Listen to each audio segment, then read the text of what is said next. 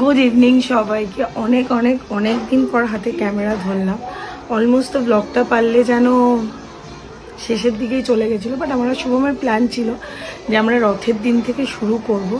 এতদিন কেন ব্লগ করিনি, কি হয়েছে সব আস্তে আস্তে বলবো, হয়তো আজকের ব্লগে বলবো না, আস্তে আস্তে সব কটা ব্লগে বলবো। আবার যেন নতুন করে শুরু করতে পারি, আবার যেন অল অ্যাবাউট শপিংকে এগিয়ে নিয়ে যেতে পারি, সেটাই চেষ্টা। তোমরা অনেকে আমাকে মেসেজ করেছো, রিমা কেন করছো না ব্লগ, রিমা কেন এটা করছো না।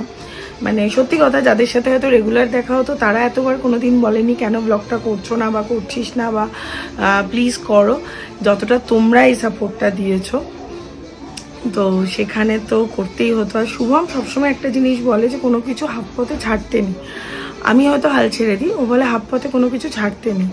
তো চলো আজকে শুভ রথযাত্রা, সবাইকে জগন্নাথ দেবের আশীর্বাদ নিয়ে আজকে আবার শুরু করলাম। এর মধ্যে অনেক কিছু ঘটেছে, অনেকটা খারাপ কিছু ঘটেছে, ভালো কিছু ঘটেছে কিনা জানি না, বলবো সব কিছু। আর আজকে এখন আমি আর শুভম যাচ্ছি শুভমের পিস্তত দাদার বাড়িতে, যেখানে জগন্নাথ দেবের পুজো হয়। আর ওরা রথ নিয়েও সন্ধ্যেবেলা বেরোয়। জানি না রথের দড়িতে আমি আজকে হাত দিতে পারবো কিনা, ওই সুযোগ প্রভু আমাকে দেবেন কিনা, বাট হ্যাঁ যাচ্ছি। রাস্তায় তো অনেক রথ দেখা হবে। অনেক দিন পর আমাদের হিরো আমার সাথে। যাই হোক, আমি যেমন বললাম শুভমের বড় পিসির বাড়িতে যাচ্ছি, ওরা জগন্নাথের পুজো করে, সেই কারণে শুভমটা একটা হাই তুললো, মানে ডেড টায়ার্ড, ঘুম হচ্ছে না একদম কদিন ধরে, ঘুম হচ্ছে না। আমি বললাম যে অনেক কিছু ঘটেছে, বলবো আস্তে আস্তে, একদিনে বলে দিলে পালিয়ে যাবে তোমরাও, এর জন্য আস্তে আস্তে আস্তে আস্তে বলবো যে কি ঘটেছে।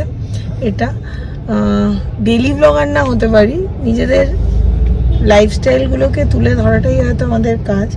অনেকেই বলে আমরা রেগুলারিটি মেনটেন করতে পারি না, কেন পারি না, কি হয়, কি কারণ, এক্সপ্লেন করছি না বা এক্সপ্লেনেশন দিচ্ছি না, বাট সবটাই বলবো তোমাদের কাছে। এখন যে সময় একটু চায়ের পিপাসা পেয়েছে, এর জন্য দাঁড়িয়েছি, চা খাবো দিন যাবো। এই চা এসে গেছে, চা ভালো চাটা। আমি তো চলে এসেছি, ওদের একটা ভিডিও অ্যাটাচ করে দেবো। ওখানে ঠাকুরকে যে 56 ভোগ দিতে পারেনি, 40 রকমের ভোগ দিয়েছে, দিয়ে যা বললো। তো শুভম এখন এসে শুভমের ফোনে যা করার করতে শুরু করে দিয়েছে। আমি বসে আছি, বাচ্চাগুলো মানে রীতিমতো দৌড়াদৌড়ি করছে।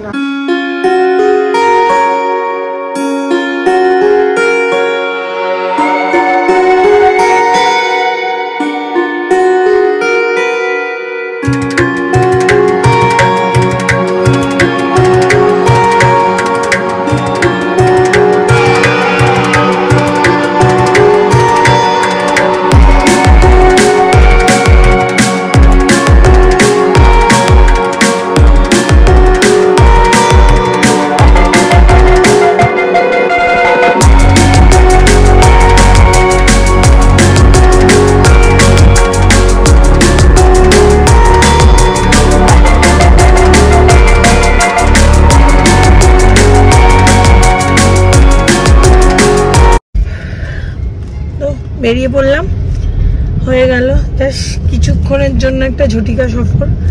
আসলে সবই হলো, মানে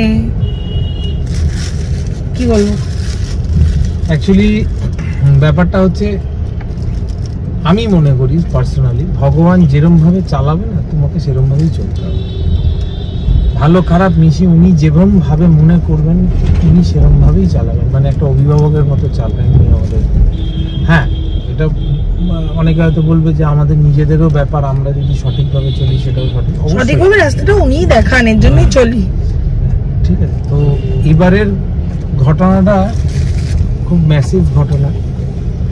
তারপরেও এটা আমার বড় পিসির ছেলে, মানে আমার দাদা, ওর বাড়িতে এই পুজোটা হয়, জগন্নাথ বলরাম পুজোটা। তো সুভদ্রা, আমি অ্যাকচুয়ালি ঘটনাটা বলিনি। হ্যাঁ বলবো আস্তে আস্তে, এটা খুব প্যাথেটিক ঘটনা। তো এটা হঠাৎ করে বলে দিয়ে একটা ব্লগ শুরু করা মানেই হয়ে যাবে ওটাকে কন্টেন্ট বানানো। ফ্যামিলি মেম্বারদের কাছে জিনিসটা অন্যরকম একটা মেসেজ যাবে যে এতদিন ব্লগ করেনি, হঠাৎ এইটাকে কন্টেন্ট বানিয়ে চলে এসেছে। ওই জন্য এটা নিয়ে না, আমরা রথে শুরু করব বলে আজকে ব্লগটা করলাম, শুধু এইটা যে আমরা অনেকদিন ধরেই ঠিক করেছিলাম ব্লগটা আমরা রথের দিন আবার শুরু করব। আর আজকে আমাদের বাড়িতেও পুজো হওয়ার কথা ছিল, কিন্তু একটা বড় মিস আপ হওয়াতে হয়নি। সেগুলো ক্রমশ প্রকাশ্য। প্রকাশ্যের কিছু নেই, মানে ক্রমশ আমরা বলবো, মানে প্রকাশ্য তো সারপ্রাইজ হয়, কোনো ভালো জিনিস হয়, এটা খুব দুঃখজনক একটা ঘটনা, এটা আমরা বলবো। তো আজকের দিনটা বললাম না এই কারণে, ওই যে বললাম কন্টেন্ট আমরা বানাতে চাই না, কোনো মিস আপকে আমরা কন্টেন্ট বানাতে চাই না। আজকে শুধু আবার অল অ্যাবাউট শুভ্রির একটা দ্বিতীয় জন্ম হলো, রথের দিন আবার শুরু করতে চলেছি। তোমরা প্লিজ পাশে থেকো, আমাদের হাতটা আবার শক্ত করে ধরে থেকো, তাই তো? একদম।